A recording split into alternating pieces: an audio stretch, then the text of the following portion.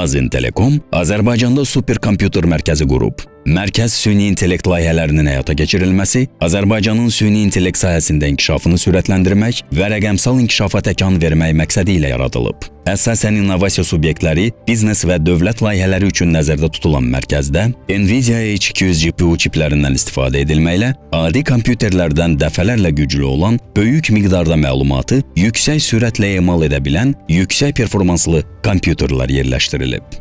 Superkompüter mərkəzinin yaradılması ölkə üçün süni intellekt ekosisteminin inkişafı baxımından strateji əhəmiyyət daşıyır. Belə ki, yüksək performanslı qrafik prosesor modulu çipləri üzərində qurulan mərkəz böyük həcmli məlumatların emalı ilə süni intellekt modellərinin sürətli işləməsini təmin edən texnoloji infrastruktur rolunu oynayacaq. Azintelekomun superkompüter mərkəzi yerli süni intellekt layihələrinin xarici resurslardan asılı olmadan ölkə daxilində inkişaf etdirilməsi üçün effektiv platforma olacaq.